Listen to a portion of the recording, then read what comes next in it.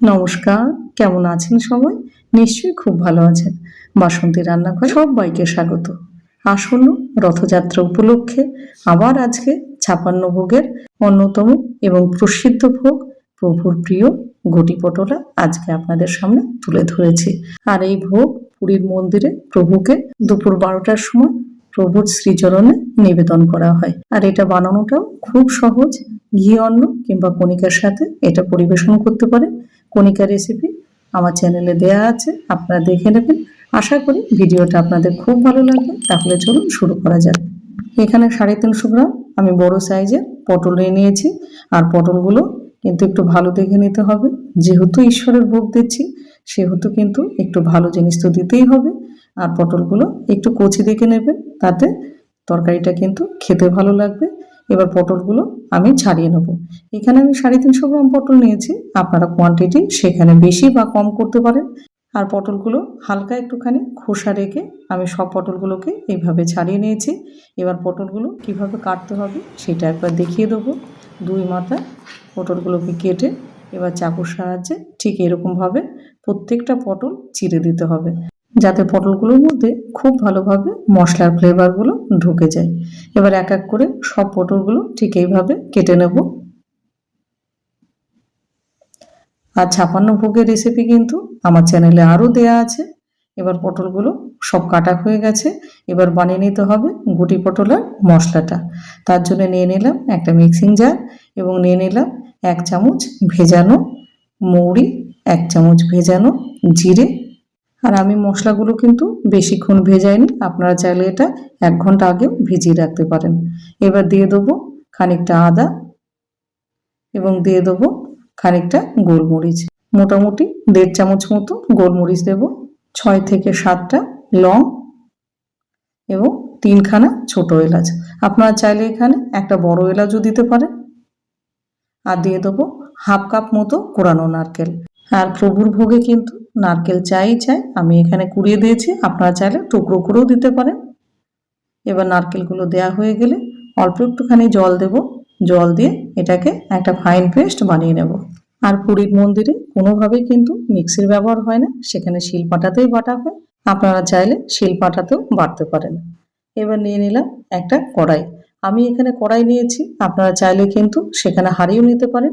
আর পুরীর মন্দিরে যেহেতু মাটির পাত্রে রান্না হয়, সেক্ষেত্রে কিন্তু আপনারা মাটির পাত্র ব্যবহার করতে পারেন।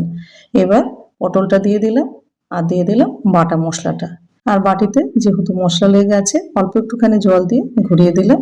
আর দিয়ে দেবো এখানে ১ চামচ মতো সন্দক লবণ এবং 1/4 চামচ মতো দিয়ে দিলাম হলুদ। আর ১ চিমটির একটু বেশি হিং দিলাম। আর ভোগে কিন্তু সবসময় সন্দক লবণই ব্যবহার হয়, আপনারা চাইলে একান্তই যদি না থাকে তাহলে এমনি লবণও দিতে পারেন। এবার সবগুলোকে একটা চামচের সাহায্যে মিশিয়ে নেব। পুরীর মন্দিরে কোনো রকম স্প্যাচুলা বা খুন্তির ব্যবহার হয় না। এবার সবগুলো একবারে মিশিয়ে নিয়ে এবার দিয়ে দেবো 1/2 লিটার দুধ। পটলগুলোকে খুব সুন্দরভাবে মিশিয়ে নিলাম। এবার দুধটা ঢেলে দেবো। আর এখানে আমি প্যাকেটের দুধ দিয়েছি, আপনারা চাইলে গরুর দুধও দিতে পারেন। পুরীর মন্দিরে কিন্তু গরুর দুধই দেওয়া হয়। এবার দুধটা ঢেলে দেওয়ার পরে এবার বাকি উপকরণগুলো এক এক করে দিয়ে দেবো। এবারে দিয়ে দেবো 4 চামচ মতো ঘি। ঘিটা কিন্তু একটু বেশি দিতে হয় এই ঘটি পটলাতে, এদের তরকারির স্বাদটা খুব ভালো আসে। এবং মিষ্টির জন্য দিয়ে দেবো 1 চামচ আখের গুড়। আর প্রভুর ভোগে কিন্তু কোনো রকম চিনির ব্যবহার হয় না, আপনারা চাইলে দিতে পারেন। তবে পুরীর মন্দিরে আখের গুড়ই কিন্তু দেওয়া হয় প্রভুর ভোগে। দিয়ে দিলাম 2খানা তেজপাতা আর দিয়ে দিলাম কয়েক টুকরো ছোট ছোট টুকরো আর কি দারচিনি। এবার সবগুলো দেয়া হয়ে গেলে এবার আরেকটুখানি মিশিয়ে নেব।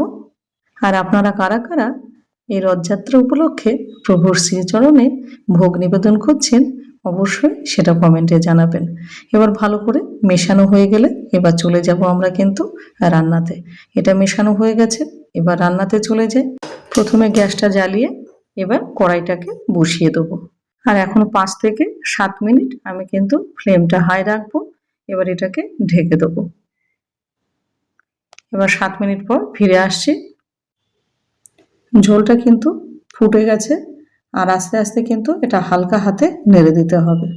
আর গ্যাসের ফ্লেম এখন রাখতে হবে লো টু মিডিয়াম, কারণ এখন আর কোনোভাবে হাই করা যাবে না। এবার আস্তে আস্তে পটলটা সেদ্ধ হবে। আমি কিন্তু আবার এটাকে ঢেকে দেবো। খানিকক্ষণ পর পরে একটু চেক করতে হবে। আর পুরীর জগন্নাথ মন্দিরে এই মহাপ্রসাদ রান্না হয় কিন্তু মাটির পাত্রে আর কাঠের জালে, যেটা আমাদের পক্ষে কোনোভাবেই সম্ভব না। ওই জন্য আমরা তো সেরকম করতে পারবো না। এবার আমাদের বাড়িতে যতটুকু যা আছে তাই দিয়ে প্রভুর চরণে নিবেদন যাতে দিতে পারি, সেই রকমই একটুখানি জাস্ট একটু প্রচেষ্টা। এবার ঝোলটা কিন্তু আগের তুলনায় অনেকটা গাঢ় হয়ে গেছে। এবার আবার একটুখানি হালকা হাতে নেড়ে দিতে হবে, আবার ঢাকা দিয়ে দেবো। এবার গ্যাসের ফ্লেম লো করে রাখবো। আর এই রান্নাটা হতে মোটামুটি 35 থেকে 40 মিনিট সময় লাগে। এবার খানিকক্ষণ পর পর একটু ঢাকাটা তুলবো আর এইভাবে হালকা হাতে নেড়ে দিতে হবে, যেন কোনোভাবে নিচে না লেগে যায়। আর আজকে আমার ভিডিওটা আপনি কোথায় থেকে দেখছেন সেটা অবশ্যই কমেন্ট সেকশনে জানাবেন। কথিত আছে প্রভু জগন্নাথ দেবের রন্ধনশালায় স্বয়ং মা লক্ষ্মী সেখানে বিরাজ করেন। এবার আস্তে আস্তে এটাকে নাড়তে থাকবো যতক্ষণ না ঝোলটা খানিকটা কমে যাচ্ছে। আর এটা ঢাকা দিয়ে দিয়েই করতে হবে, না হলে কিন্তু পটলটা সেদ্ধ হবে না। খানিকক্ষণ পর পর ঢাকাটা দিতে হবে আর তুলতে হবে, আর একটুখানি হালকা হাতে নেড়ে দিতে হবে। আর পুরীর মন্দিরে যেহেতু সব মাটির পাত্রে রান্না হয়, সেক্ষেত্রে কিন্তু তার স্বাদ আলাদা হবেই। তার উপরে আবার প্রভুর ভোগ বলে কথা। আর পটলগুলো কিন্তু সুসিদ্ধ না হলে এটা কিন্তু খেতে ভালো লাগবে না। আর এই রান্নাটা খুব সহজ, একবারে চাপিয়ে দিলেই হয়ে যায়, আর কোনো রকম ঝামেলা নেই। পটলগুলো কিন্তু খুব সুন্দরভাবে সেদ্ধ হয়ে গেছে। এবার আস্তে আস্তে এটাকে নাড়বো মোটামুটি আরও 2 থেকে 3 মিনিট। আর যারা যারা ভাবছেন যে প্রভুর ভোগ দেবেন, অবশ্যই ভিজিট করুন বাসন্তী রান্নাঘর। সেখানে কিন্তু 56 ভোগের অনেক রেসিপি আমি দিয়ে দিয়েছি। আর আমার আগের ভিডিওতেও কিন্তু অনেক 56 ভোগের রেসিপি দেওয়া আছে। আর এই 56 ভোগ যখন আপনি আপনার রন্ধনশালায় প্রস্তুত করবেন, তার কিন্তু আকাশে বাতাসে এর সুগন্ধ ছড়িয়ে যায়। আমার হেসেল দিয়ে, আমার পুরো বিল্ডিং দিয়ে এক অসাধারণ এক মধুর গন্ধে একদম মেতে উঠেছে।